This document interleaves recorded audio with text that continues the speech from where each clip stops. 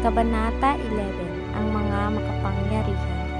Si Don Rafael ang pinakamayaman sa San Diego dahil siya ang may-ari ng pinakamalawak na lupain. Sa kanya lumalapit ang mga taong mahihirap upang humingi ng tulong pinansyal. Si Kapitan Tiago ay nabibilang sa mga taong mayayaman sa San Diego. Sa tuwing siya'y umuwi ng San Diego, nagpapasalubong siya ng musiko sa kanyang buntatin, o dili kaya'y kusa na siyang sinasalubong ng mga taong may pagkakautang sa kanya. Ang mga taong nagpapalakas sa kanya ay panay ang pagbibigay ng regalo gaya ng prutas, baboy ramo o usa, at maging ang magilas na kabayo ay naihingi niya ng walang kahirap-hirap. Sa kabila ng pag-aakala niya, isa siyang makapangyarihang tao ng San Diego. Mababa ang pagtingin sa kanya ng taong bayan at lihim siyang tinatawag na Sakristan Tiago. Itinuturing lamang siyang makapangyarihan dahil sa pagiging malapit sa mga bayan at pagpapautang sa mga mahihirap. Kahit tinagurian siyang kapitan, hindi iyon ang dahilan upang isipin siya ay makapangyarihang tao, sapagkat ang kapitan o ang gobernador Silvio ay tunay na walang katumbas na kapangyarihan sa gobyerno kundi tatanggap ng utos mula sa itaas. Ang bayan ng San Diego ay maihahambing sa Roma pagdating sa paghawak ng kapangyarihan. Ang Papa sa Roma ay kura sa San Diego. Ang hari sa Italia ay ang alperes at mga Guardia Civil sa San Diego. Ang kasalukuyang kura ng San Diego na si Padre Bernardo Salve ang isa sa itinuturing na makapangyarihan sa San Diego. Isa siyang Fransiskanong pare na tahimik at kadalasang walang imik. May kapayatan ang pangangatawan, nasasakitin siya at likas na palaisip. Maingat si Padre Salve sa pagtupad sa kanyang tungkulin. Iba ang kanyang naging pamamalakad bilang kura ng San Diego kumpara kay Padre Damaso noong ito'y nangungulan pa. Binibilangan ni Padre Damado ng palo ng tungkol o suntok ang mga nagkakasala. Samantalang si Padre Salve ay nagpapataw ng multa bilang parusa. Higit na nag-iisip sa pagdidesisyon si Padre Salve habang pinapairal naman ni Padre Damaso ang kapusukan. Ang kawalang hilig sa pagkain at madalas na pag-aayunan ang sanhi ng kapayatan ng Padre Salve. At si Padre Damaso ay magandang kumain at napakahilig sa masasarap na pagkain. Ang alperes ay tinuturing din ng kapangyarihan sa San Diego. Usap-usapang malas ito sa pag-aasawa dahil sa bibig mismo ng alperes nanggaling na impyerno ang sama kay Doña Consolacion, sapagkat mas madalas na makaaway kaysa magkasundo ang dalawa. Nakasanayan at karaniwang tanawin ang bubugan, hambalusan at paghahabulan nila sa kanila. Sanhi nito ay nagiging mabagsik ang alpares sa mga Guardia Civil na pinagsasanay niya sa gitna ng katirikan ng araw habang nasa lilim siya at nanonood.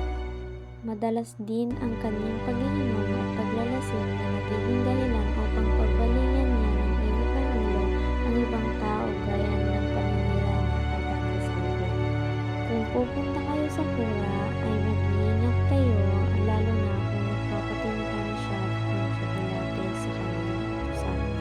Minsan ay sabi niya sa kausap, "Bakit po, alpares? Nanlalason po ba ang kura?"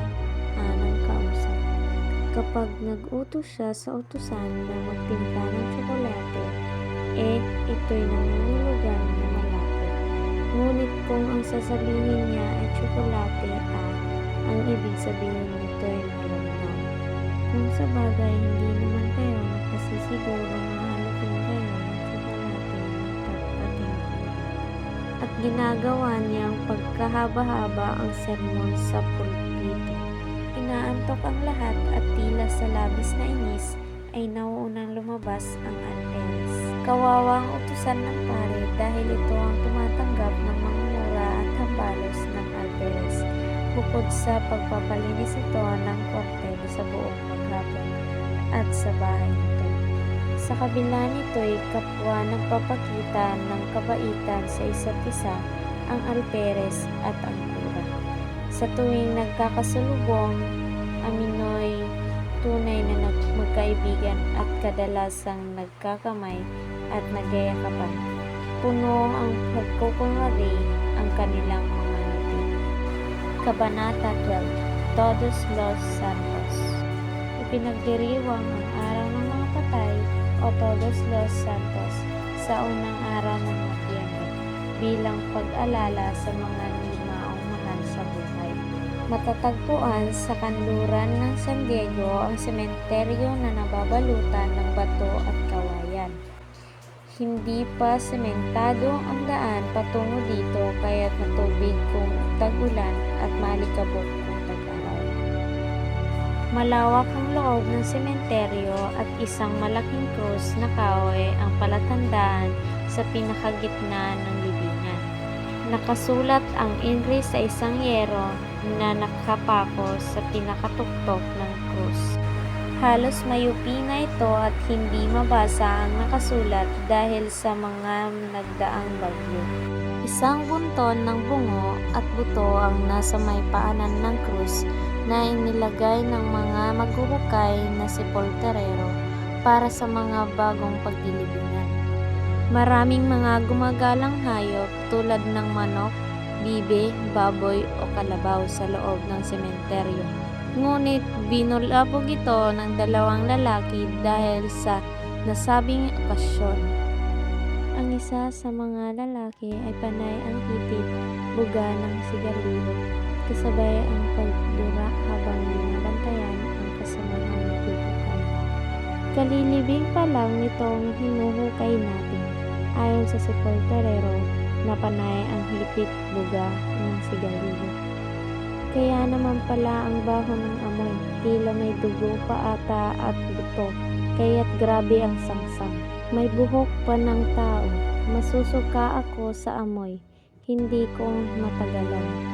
Para kang taga-tribunal sa selo. Noon nga may bangkay na ipinapahukay sa akin na halos 20 araw pa lamang nang lilibing. Ang lakas ng ulan noon at namatay pa ang dala kong ilaw. Kwento ng sepulturerong panay ang paghuhukay. Nakakakilabot naman ang sinasabi mo. Natanggal ang pako ng takip ng ataol kaya't lumabas ang kalahati ng katawan ng bangkay. Saksakan ng baho ang bangkay at binuhat ko pa iyon sa gitna ng malakas na ulan. Hindi makapaniwala ang lalaking kinukwentuhan ng sepulturero. Bakit mo ginawa iyon? Bakit mo hinukay ang bangkay? Sinong nag-utos sa iyo? Nagkibit balikat ang sepulturero. Sino pa kundi ang kurang malaki? Ano ang ginawa mo sa bangkay? Para kang gwardya sibil kung magtanong. Ang utos sa akin ng kurang malaki, ilibing ko sa libingan ng mga insik ang bangkay na hinukay ko. Hindi ko nagawa dahil malakas ang ulan saka malayo ang libingan ng mga insik. Halos napupuno na ng tao ang sementeryo. Ang ilan ay dumaranas ng suliranin sa paghahanap ng libingan ng kanilang mga mahal sa buhay. Ang ilan ay nakikipag-agawan sa isang libing. Ang ibang hindi matagpuan ang libingan ng kamag-anak o kapamilya ay basta na lamang lumulod at nagdarasal patungkol sa kaluluwa ng kanilang mahal sa buhay. Ang may mga nitso ay nagsisipagtirik ng kandila at nagdarasal. Malalim na ang nahuhukay ng sepulturero nang magpasa siyang magsubo ng pitso at nyang mula sa makabilot na papel. Pinanood niya ang mga taong dumadagsa sa loob ng sementeryo. At dun po nagtatapos ang aking kabanata. Maraming salamat.